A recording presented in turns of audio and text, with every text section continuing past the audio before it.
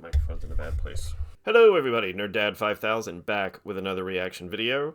If this is your first time with the channel, take a second to click that subscribe button. It's easy. All you have to do is... Arrow on the ground. I lost him. We've lost visual. And you're subscribed. Also take a second to click the bell icon so you continue to get notifications of every time I release a new video. If this is not your first time with the channel, welcome back as always.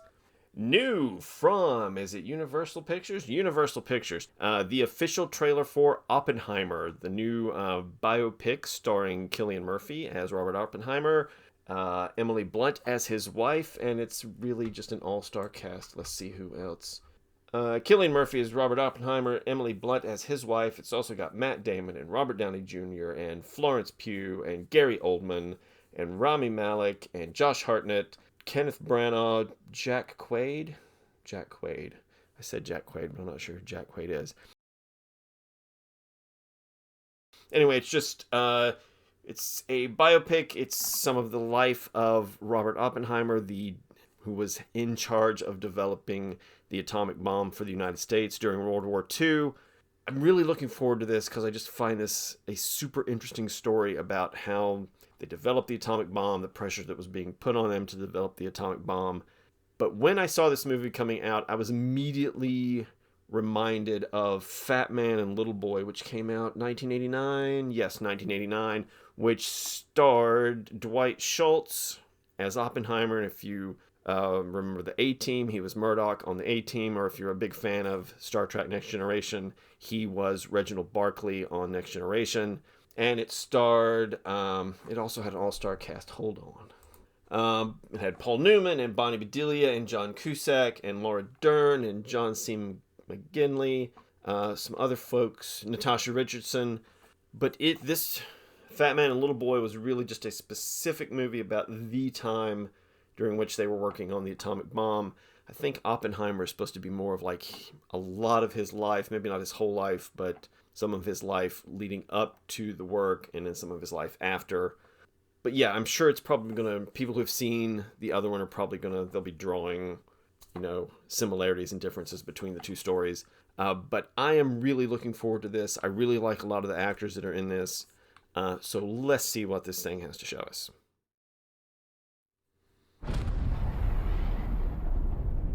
Yeah. Fiery destruction.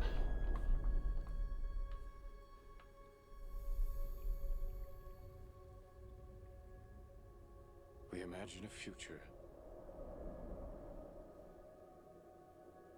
and our imaginings. There he is. Yeah, working out there in the middle of the desert. They won't fear it until they understand it. Oh, I bet those two marbles were supposed to represent the two bombs. And they won't understand it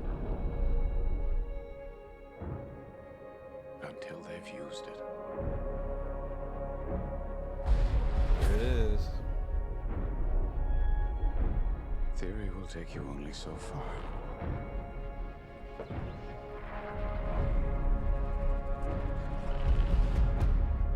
I don't know if we can be trusted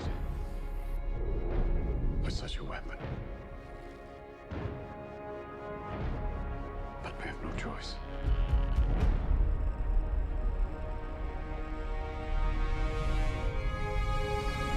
Yeah, Christopher Nolan. Should be good. Is anyone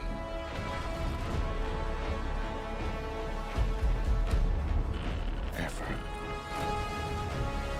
going to tell the truth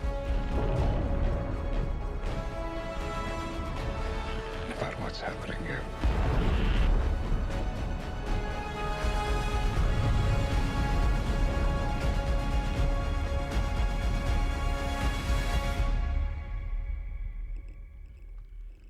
July 21st, 23. Oh, shot with IMAX film cameras. All right.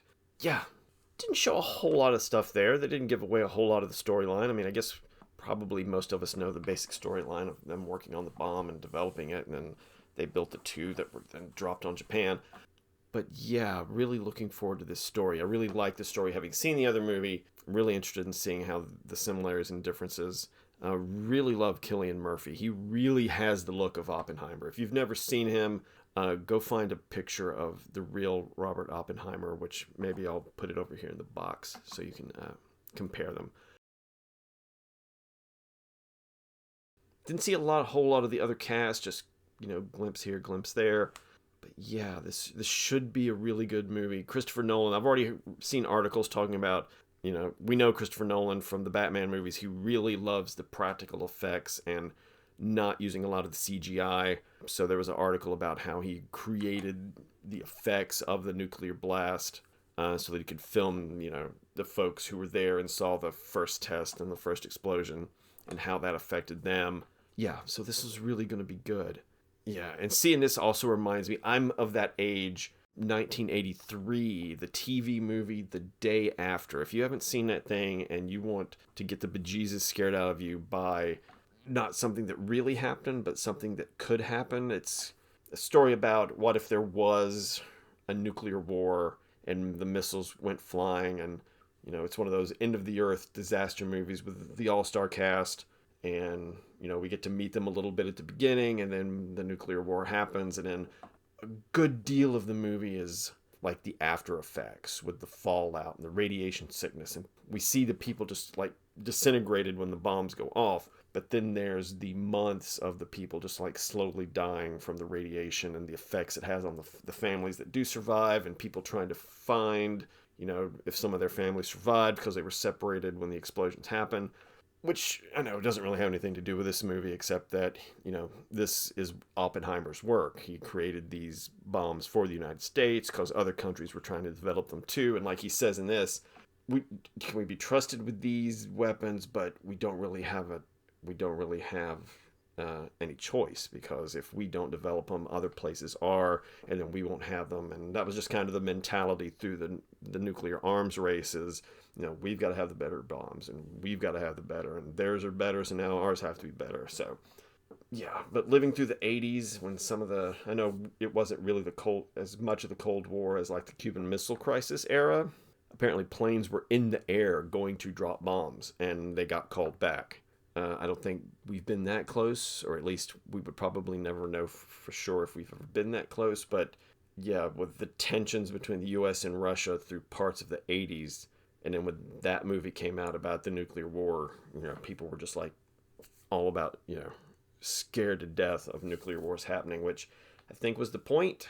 But obviously with stuff going on in the world today, maybe people aren't scared enough. Maybe it's time to replay it or remake it or remind people how bad it's going to be. Maybe this movie will, open some more eyes to, how bad nuclear and atomic war would be. And even Oppenheimer was scared. And what's that famous line? I have become the destroyer of worlds. I don't think he wrote that, but I forget who wrote it.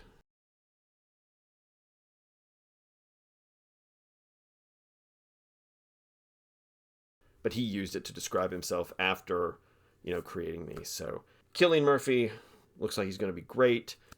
This should be a really good movie. Shot in IMAX, so it's really good. And I was just reading before I filmed this that part of it are shot in like super fancy black and white IMAX. I don't know what parts, but maybe some newsreel footage, or I don't know. Looks really good. Can't wait to see it. July 21st of next year. So they've still got, I'm sure they're probably editing and stuff. Let me see if it says.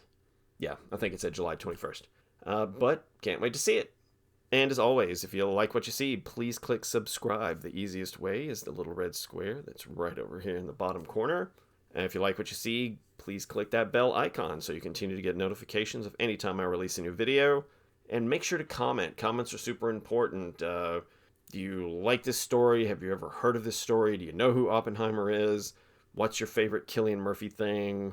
Just anything about this movie, anything at all, put that in the comment section. I'll get back to you as soon as I can. And until next time, this has been Nerd Dad 5000. I will see you later.